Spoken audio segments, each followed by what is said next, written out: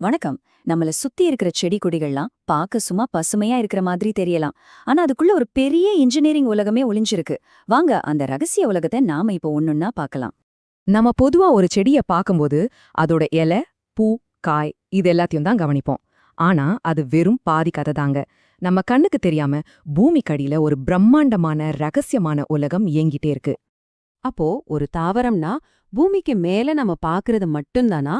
இல்லவே இல்ல.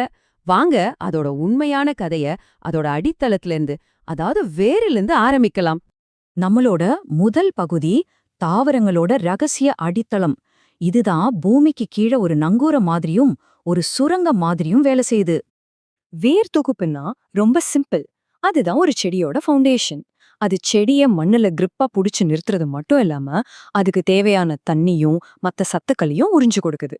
இது இல்லாம ஒரு செடியே கிடையாது. வேர்கள்ல பாத்தீங்கன்னா 2 முக்கிய வகை இருக்கு. ஒன்னு ஆணி வேர் தொகுப்பு. இதுல ஒரு மெயின் வேர் நல்ல ஆழமா போகும். இன்னொன்னு நார்வேர் தொகுப்பு. இதுல ஒரே மாதிரி நிறைய சின்ன சின்ன வேர்கள் ஒரு கொத்து மாதிரி பரவி இருக்கும். இந்த ரெண்டுக்கும் என்ன வித்தியாசம்னு பார்க்கலாமா? கேரட், மாமரம் மாதிரி ஆணிவேர் இருக்கிற செடிகள்லாம் ரொம்ப ஆழமா போய் தண்ணிய உறிஞ்சும், மரத்தையும் நல்ல ஸ்ட்ராங்கா பிடிச்சுக்கும். ஆனா புல், நெல் மாதிரி நார்வேர் இருக்கிற செடிகள் மண்ணரிப்பை தடுக்கும், அதே சமயம் மண்ணுக்கு மேல் பரப்புல இருக்கிற தண்ணிய வேகமா எடுத்துக்கும். சரி, வேரோட வேலை வெறும் தண்ணிய உறிஞ்சுறதும் செடிய பிடிச்சு நிறுத்துறதும் மட்டும்தானா? சில நேரங்கள்ல இதைவிட அதிகமான ரொம்பவே ஆச்சரியமான வேலைகளை அது செய்ய வேண்டியிருந்தா என்ன ஆகும்?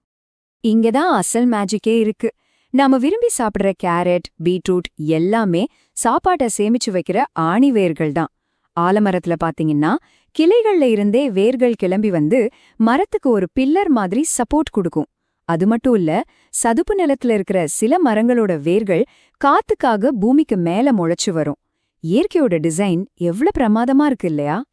சரி, வேர்கள்ல இருந்து நம்ம பயணம் இப்போ மேல் நோக்கி வானத்தை நோக்கி போகுது. பூமிக்கு கீழே இருக்கிற உலகத்தை சூரியனோட இணைக்கிற ஒரு சூப்பர் ஹைவே தான் இந்த தண்டு. தண்டு ஒரு செடிக்கு ஒரு பேக்போன் மாதிரி.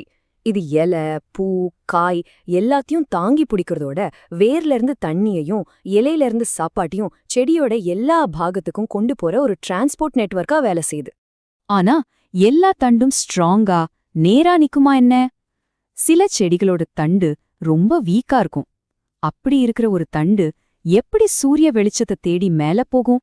இதுக்கு தாவரங்க கிட்ட செம்ம ஐடியாஸ் இருக்கு. அவரக்கொடி மாதிரி சில செடிகள் அதோட தண்டையே ஒரு கயிறு மாதிரி சுத்தி மேலே ஏறிடும். பாகற்காயில பாத்தீங்கன்னா ஸ்ப்ரிங் மாதிரி பற்று கம்பிகள்னு ஒன்னு முளைச்சு எதையாவது கெட்டியா பிடிச்சுக்கும். மிளகு கொடியிலையோ தண்டிலிருந்தே குட்டி குட்டி வேர்கள் முளைச்சு சுவர்லயோ மரத்திலயோ ஒட்டி மேலே ஏறிடும். சில தண்டுகள் இருக்கே, அத நம்மள ஏமாத்திட்டு ஒரு சீக்ரெட் ஏஜென்ட் மாதிரி பூமிக்கடியில வேலை பார்க்கும். நாம ரொம்ப விரும்பி சாப்பிடுற இஞ்சியும் உருளைக்கிழங்கும் உண்மையில தண்டுதாங்க. அதுங்க பூமிக்கடியில உணவை சேமிச்சு வைக்குது. ஆச்சரியமா இருக்குல்ல? அடுத்ததா நாம எங்க போக போறோம்னா ஒரு செடியோட சோலார் பவர்ல இயங்குற ஃபுட் ஃபேக்டரிக்கு. ஆமாங்க, இலைகளுக்கு தான். இந்த மிளகா செடியோட இலைய பாருங்க. இங்கதான் அந்த மேஜிக்கே நடக்குது. சூரியனோட ஒளிய ஆற்றலா மாத்துற அந்த அற்புதம் இந்த பச்சை இலைகள்ல தான் நடக்குது. இந்த ப்ராசஸுக்கு பேரு தான் ஒளிச்சேர்க்கை, அதாவது போட்டோசிந்தசிஸ். செடிகள் சூரிய ஒளி, தண்ணி அப்புறம் காத்துல இருக்கிற கார்பன் டை ஆக்சைடை வச்சு தனக்கு வேண்டிய சாப்பாட்டை தயாரிச்சுக்குது. இதுல ஒரு போனஸா நமக்கு தேவையான ஆக்சிஜனையும் வெளியிடுது. பூமியில இருக்கிற பெரும்பாலான உயிர்களுக்கு இதுதான் ஆதாரம்.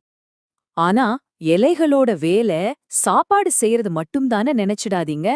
கள்ளிச்செடியில இலைகளே முள்ளா மாறி தன்னை பாதுகாத்துக்குது. கற்றாழையோட தடிமனான இலைகள் தண்ணிய சேமிச்சு வைக்குது. இன்னும் சில செடிகள்ல இலையோட ஓரத்திலிருந்தே புதுசா குட்டிச் செடிகள் முளைக்கும். இப்ப நாம பார்க்க போறது இயற்கையோடு சில ஷாக்கிங்கான, நம்பவே முடியாத டிசைன்ஸ். இது உங்களை கண்டிப்பா அசர வைக்கும். ஒரு தண்டு இலையா மாறுமா? என்ன சொல்றீங்க? எப்படி ஒரு தண்டால இலையோட வேலையை செய்ய முடியும்? இதுக்கு பின்னாடி ஒரு சூப்பரான சயின்ஸ் இருக்கு. வறண்ட பாலைவனத்துல தண்ணி வீணாகாம இருக்க கள்ளிச்செடி அதோட இலைகளை முள்ளா மாத்திக்குது. அப்ப சாப்பாடு தயாரிக்கிற வேலை அதோட தட்டையான பச்சை தண்டு பாத்துக்குது. இதுக்கு பேரு இலைத்தொழில் தண்டு. எவ்ளோ புத்திசாலித்தனமான ஒரு அடாப்டேஷன் பாருங்க. அடுத்த ஆச்சரியம், கிளைகள்ல இருந்து முளைக்கிற வேர்கள் இது எப்படி சாத்தியம்? இதோ பாருங்க, பெரிய ஆலமரத்தோட பிரம்மாண்டமான கனமான கிளைகள்ல இருந்து தாங்கு வேர்கள் கீழ்நோக்கி வளருது. அதுங்க தரைய தொட்டதும் அந்த பெரிய கிளைகளுக்கு ஒரு தூண் மாதிரி கூடுதல் சப்போர்ட் கொடுக்குது. இது ஒரு அற்புதமான நேச்சுரல் இன்ஜினியரிங்.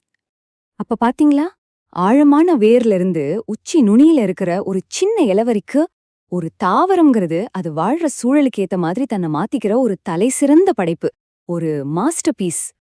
சோ அடுத்த தடவை நீங்க ஒரு செடிய பாக்கும்போது சும்மா அதோட அழக மட்டும் ரசிக்காதீங்க, அதுக்குள்ள ஒளிஞ்சிருக்கிற அந்த இன்ஜினியரிங் அதிசயங்களையும் தேடி பாருங்க. என்னென்ன ஆச்சரியங்கள் உங்களுக்காக காத்திருக்குன்னு யாருக்கு தெரியும்?